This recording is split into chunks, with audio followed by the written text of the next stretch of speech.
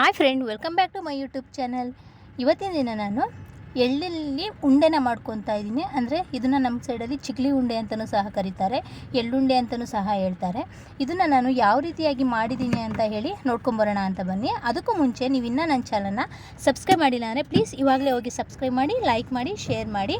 ಇಲ್ಲಿ ನಾನು ಕಪ್ಪು ಎಳ್ಳನ್ನು ಒಂದು ಬೌಲಷ್ಟು ತೊಗೊಂಡಿದ್ದೀನಿ, ಮತ್ತು ಬೆಲ್ಲನ ತೊಗೊಂಡಿದ್ದೀನಿ. ಬೆಲ್ಲ ನಿಮಗೆ ಎಷ್ಟು ಸ್ವೀಟ್ ಬೇಕು ಅಷ್ಟು ತೊಗೊಬೋದು.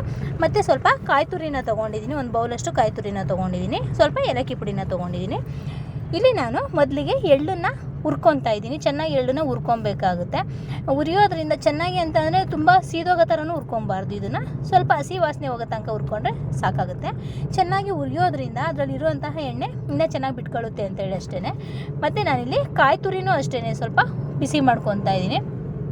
ಇಲ್ಲಿ ನೀವು ಕಾಯಿ ತುರಿ ಬದಲು ಕೊಬ್ಬರಿನೂ ಸಹ ಯೂಸ್ ಮಾಡ್ಕೊಬೋದು. ಕಾಯಿ ತುರಿನ ಹುರಿಯೋದ್ರಿಂದ ತುಂಬ ದಿನ ಇಡ್ಬೋದು ಅಂತೇಳಿ, ಹಸಿ ಕಾಯಿ ತುರಿ ಆದರೆ ಬೇಗ ಹಾಳಾಗ್ಬಿಡುತ್ತೆ ಅಂತೇಳಿ ಇಲ್ಲಿ ನಾನು ಕಾಯಿ ತುರಿನ ಹುರ್ಕೊಂಡಿದ್ದೀನಿ.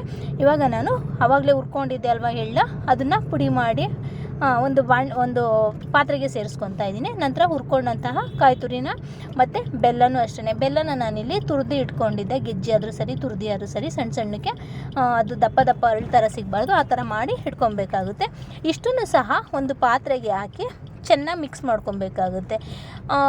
ಬೇಕೆಂದರೆ ಇದನ್ನು ಒಂದು ಮಿಕ್ಸಿನಲ್ಲಿ ಒಂದು ರೌಂಡು ಮಿಕ್ಸಿ ಮಾಡಿದ್ರೂ ಸಹ ಎಲ್ಲ ಹೊಂದ್ಕೊಳ್ಳುತ್ತೆ, ಹಾಗೂ ಸಹ ಮಾಡ್ಕೊಬೋದು. ಇಲ್ಲಿ ನಾನು ಕೈನಲ್ಲೇ ಚೆನ್ನಾಗಿ ನಾದಿ ಇಟ್ಕೊಳ್ಳೋದ್ರಿಂದ ಎಲ್ಲದೂ ಹೊಂದ್ಕೊಳ್ಳುತ್ತೆ ಅಂತೇಳಿ ಕೈನಲ್ಲೇ ನಾದ್ಕೊತಾ ಇದ್ದೀನಿ. ಇವಾಗ ನಾನು ಇದಕ್ಕೆ ಒಂದು ಸ್ವಲ್ಪ ಏಲಕ್ಕಿ ಪುಡಿನ ಹಾಕಿ ಅದನ್ನು ಸಹ ಚೆನ್ನಾಗಿ ಮಿಕ್ಸ್ ಮಾಡಿಕೊಂಡು, ನಿಮಗೆ ಯಾವ ಆಕಾರಕ್ಕೆ ಬೇಕು, ಯಾವ ಸೈಜಿಗೆ ಬೇಕು ಆ ಸೈಜಿಗೆ ಉಂಡೆಗಳನ್ನ ಕಟ್ಕೊಂಡ್ರೆ ಆಯಿತು. ಗೌರಿ ಗೌರಿಗಂತೂ ಎಳ್ಳುಂಡೆ ವಿಶೇಷ ಅಂತಲೇ ಹೇಳ್ತಾರೆ. ಅದರಿಂದಾಗಿ ಗೌರಿ ಹಬ್ಬ ಹತ್ರ ಬರ್ತಾ ಇದೆ ಅಲ್ವಾ, ಅದರಿಂದಾಗಿ ಎಳ್ಳುಂಡೆನ ಮಾಡಿ ತೋರಿಸೋಣ ಅಂತೇಳಿ ತೋರಿಸ್ತಾ ಇದ್ದೀನಿ ಅಷ್ಟೇ. ಈ ರೆಸಿಪಿ ನಿಮಗೆ ಇಷ್ಟ ಆದರೆ ಪ್ಲೀಸ್ ಒಂದು ಕಮೆಂಟ್ ಮಾಡಿ, ಟ್ರೈ ಮಾಡಿ. ನಿಮ್ಮ ಮನೆಯಲ್ಲೂ ಸಹ ಹೇಗೆ ಬಂತು ಅಂತೇಳಿ ಕಮೆಂಟ್ ಮಾಡಿ. ನಾನು ಮಾಡೋವಂಥ ವಿಡಿಯೋ ನಿಮ್ಗೆ ಇಷ್ಟ ಆದರೆ ಪ್ಲೀಸ್ ಇವಾಗ ನಾನು ಸಬ್ಸ್ಕ್ರೈಬ್ ಮಾಡಿ, ಲೈಕ್ ಮಾಡಿ, ಶೇರ್ ಮಾಡಿ.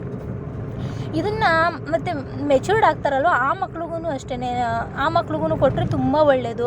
ಮತ್ತು ಪೀರಿಯಡ್ಸ್ ಇರ್ರೆಗ್ಯುಲರ್ ಇರುತ್ತಲ್ಲ ಅವರು ಅಷ್ಟೇ, ಡೈಲಿ ಒಂದೊಂದು ಉಂಡೆ ತಿಂತಾ ಬಂದರೆ ತುಂಬ ಒಳ್ಳೆಯದು. ಎಲ್ಲದಕ್ಕೂ ಎಳ್ಳು ತುಂಬ ಒಳ್ಳೆಯದು. ಅದರಿಂದಾಗಿ ಉಂಡೆನ ಮಾಡಿಟ್ಕೊಂಡ್ರೆ ಡೈಲಿ ಒಂದೊಂದು ಸಣ್ಣ ಸಣ್ಣ ಉಂಡೆನ ತಿನ್ಕೊತಾ ಬಂದರೆ ಪೀರಿಯಡ್ಸು ರೆಗ್ಯುಲರ್ ಆಗಿ ಬರುತ್ತೆ. Thank you for the watching.